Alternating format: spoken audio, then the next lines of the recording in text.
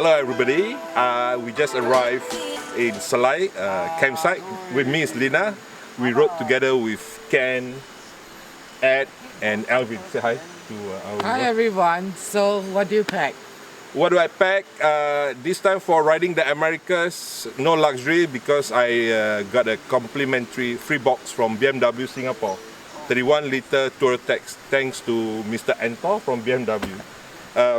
For this ride, it's actually a test ride for most of us except for Lina, because she's the legend, she did all the ride before. We were testing our equipment, like our tent, and then Ken is testing his cooking taste, you know. So what I have for this trip is this red pack. I found out today, too small, and 31-liter Touartex boxes that I received from BMW. Later on, I will show you what is inside, but I can tell you now, inside this is all the camping equipment, the tent, my clothing, because I'll be camping a lot for riding the Americas. Is to save money, yeah. And then for my left pannier, I have all the food, ration, and my cold gear. And then for my right panniers, I leave all the tools kit, tire repair kits, and toe strap inside there.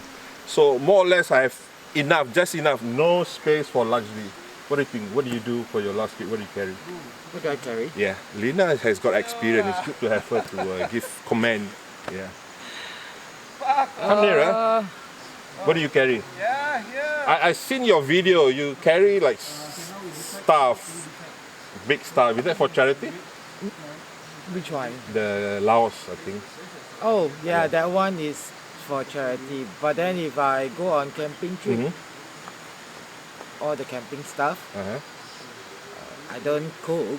Okay, so she don't cook. Guys along the way will cook for her. Yeah? And what else? Sleeping bag. Of course. Tent, sleeping bag, blanket.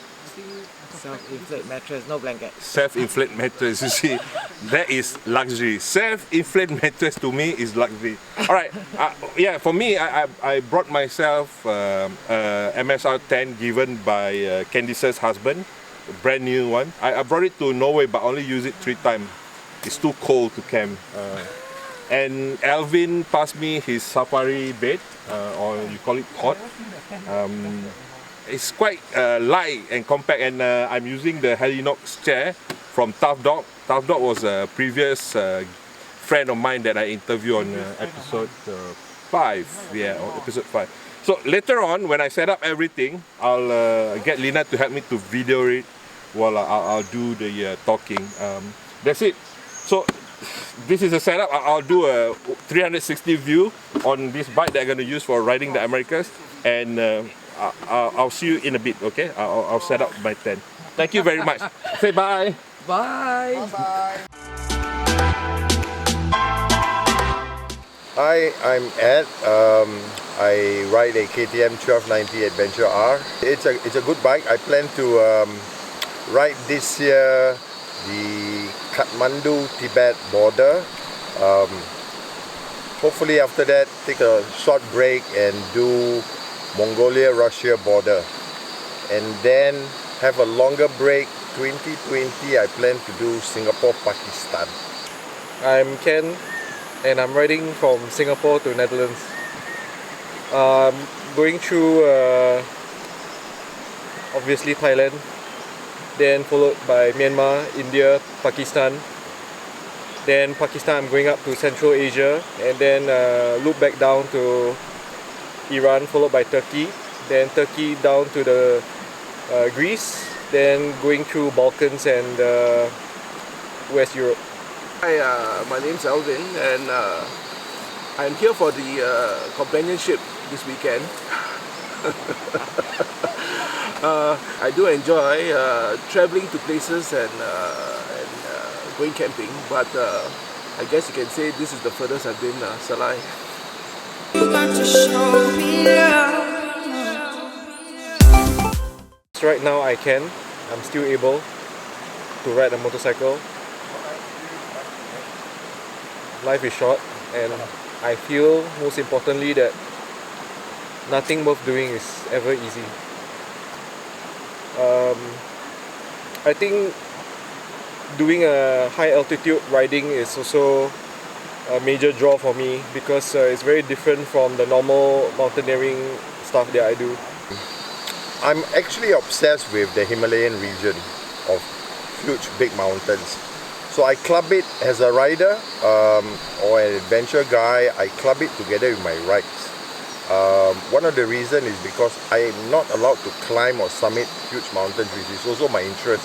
But because of medical reasons, I can only view it at at reasonable elevation. So I do base camps, or I ride to somewhere where I get a nice view of this huge mountain, which are very majestic.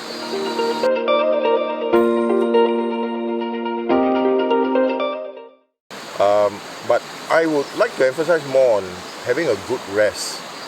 Even though you're going to do a lot of long rides, if you think you're not up for it the next day because you have very little sleep, that may affect your riding.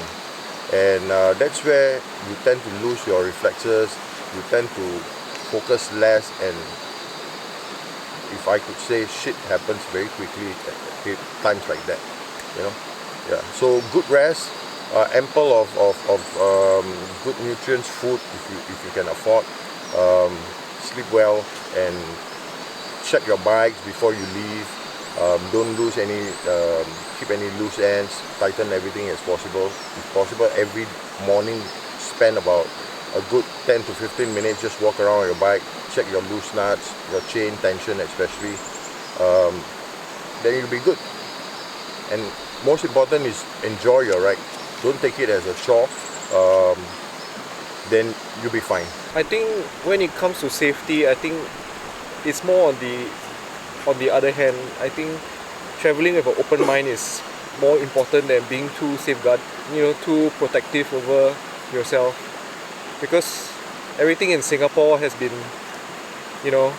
so cosseting that I think all of us feel that there's so much danger out there. Like if you tell anyone you're going to Iran, I think everyone will be like, oh my god, it's such a dangerous place. But if you speak to people who have really traveled to places like Iran, Central Asia, I think they've got nothing but good things to say. So instead of harping on the point of needing to be safe, I think we should travel with an open mind. I think as I think Ed has mentioned, Ed or Ken was mentioning, riding in Singapore, it gives you a certain false sense of safety. The way you ride, it's different when you get outside of Singapore. I believe that you should always ride within your limits. It's good to push yourself, but don't overextend. Whether it's riding more hours than you feel comfortable, or at speeds that you that maybe the first time you go into Malaysia, for example, if you're not sure of the roads, right, take your time. I mean, part of traveling on a bike is to enjoy the scenery, of course the food.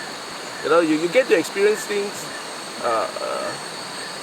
more intimately than say if you could drive in.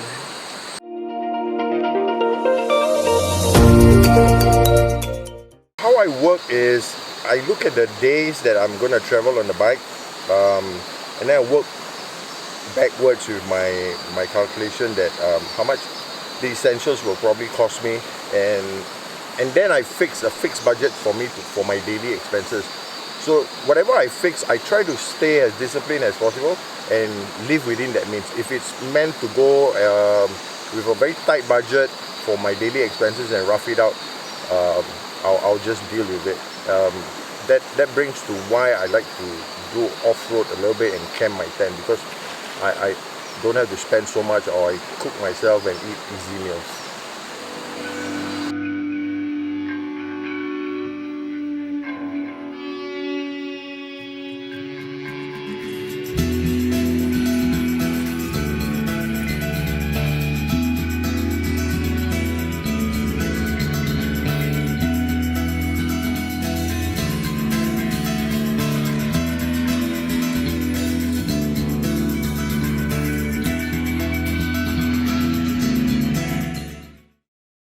Ride or Bus, episode 8 with Ken Chan. Action. What's your name, Ken? I'm Ken. Action. Ken, why do you want to do this? Riding dripping. Hi, my name is Lina. Malay. Cut. Hi, my name is Lina. Welcome to Ride or Bus. We are in Selai with the boys. Now they are with a two.